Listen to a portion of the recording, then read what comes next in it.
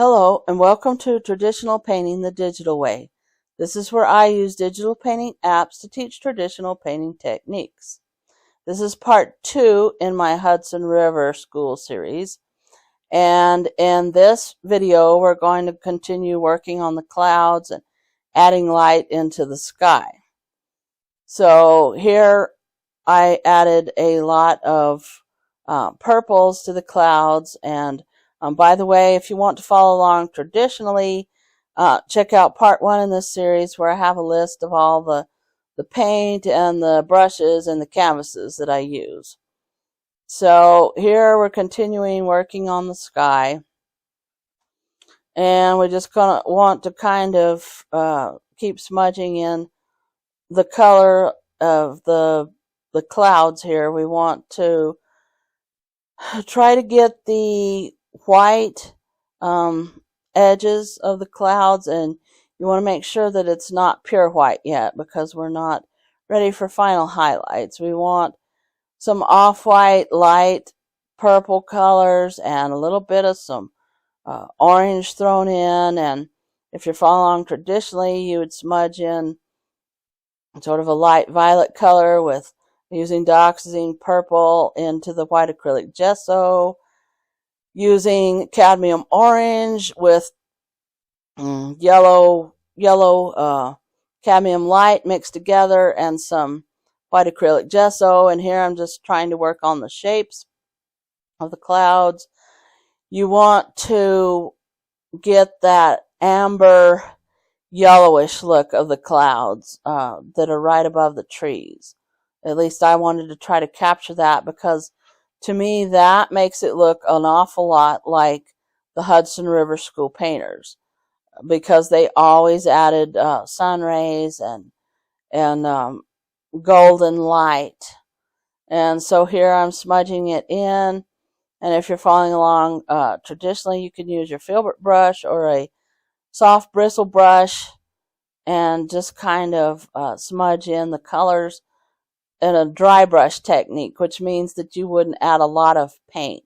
You would just add a little bit of paint and just smudge it into the other colors or over the top of them so that it gives a soft edge, because these are clouds. We don't want any hard edges. We want soft edges. And then here I'm working on the water, and whatever you do in the sky, you need to do in the water, because that makes it look like the reflection then, and you want it to look somewhat like the sky. Now, a lot of it is going to be dark near the shore, so I'm adding a little bit of some grayish color more towards the shore to sort of show the water that's in shadow. And I'm adding a little bit of some purple to that and some blues. You're going to add maybe a little bit of also some greens later on. But right now I'm just trying to get the shape of the water down and then smudge in some of the coloring. And so I'm just working on adding the purple and into the yellow a little bit. And you want to go ahead and add a little bit of some of that pinkish color. You want to make sure that you get it sort of in the clouds, and also I'll add it later on into the water. And the way you would make that, if you're following along traditionally, is use cadmium red light and throw in a lot of white acrylic gesso and maybe just a touch of cadmium orange. You want kind of a salmon color, sort of. And so here I'm just working again on the shape of the clouds some more. You want to go ahead and smudge those out. Make cotton ball type shapes, because that's kind of what these clouds are like. And you want to leave pockets of dark and light. That's what really sets your clouds off, if you leave pockets of dark and light. So the purple is darker. We want to leave sort of a darker color there.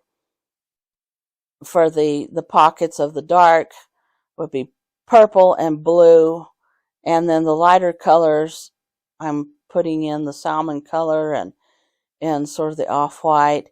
And then I want to add a punch of some color a little bit, because you can see in the photo reference there's a lot of orange in there, kind of. It's also a salmony color. It's not pure orange, so you don't want a pure orange. You might add a little bit of yellow into it if you're following along traditionally. But again, you want to try to get all these colors in there, because that's what really sets your painting off. And so then I'm adding the white, off-white colors on the edge, just little squiggles. Sometimes you just want to put in little squiggles, because that's the broken edges of the clouds and the way the light is reflecting and refracting inside the clouds. It bounces off in all kinds of different directions. So I'm trying to add that and get that effect on the canvas here. And so I'm adding some more off-white, light pink colors along the edges, just to give it the shape of the clouds, to get that shape that I want that they have there, and working a little bit more on the edges that will be closer to the sun, and just trying to get sort of a light yellow color there, because it's going to be right next to the sun, so that's going to be a real bright type of a yellow. And so I'm just smudging that in. Everything that you do, put down a stroke, smudge it. If you're following along traditionally, you can use your finger or a paper towel. Just smudge it in. Make sure that you don't leave any hard edges, because we don't want any hard edges on the cloud. And here I'm trying to get that golden look, that amber look that I have in the photo reference, because I really like that. And the photo reference that I got is from pixabay.com, where they have royalty-free photos, and you can use those as your references. And so I really like the look of this one, and I wanted to try to get that golden look on those clouds. And so I'm really working towards that. But I do need to add a little bit of a darker color to the bottom of the clouds there. And so I'm using sort of some purple, and you can use dioxazine purple with a little bit of white acrylic gesso, and you might want to throw in some ultramarine blue. I'm trying to get kind of that grayish look. There's a gold and a gray look there to the clouds. And I'm trying to get the edge. Again, you want a soft edge, but you want sort of a certain kind of a cotton ball shape, or a marshmallow shape. That's kind of what the cloud looks like. And then here I wanted to add some brighter colors to the edge, because this is where the sun is shining, and you want to get that real bright look where the sun is behind those trees. So I'm trying to get that to blend in and get that look there. And so I'm just kind of working a little bit more on the bottom of the clouds. I need to work some more on that. I need to work on try to get the look of the trees.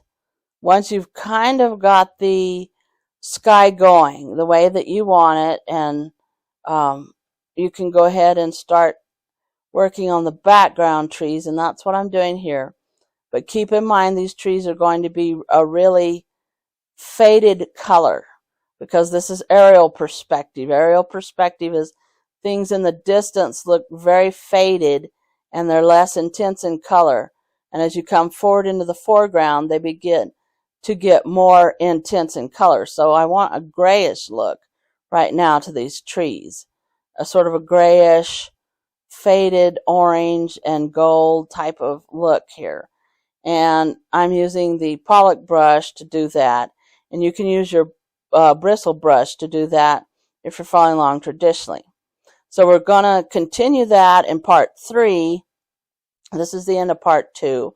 And if you want to catch that, just hit the subscribe button Thanks everybody for watching. Thank you so much for your support.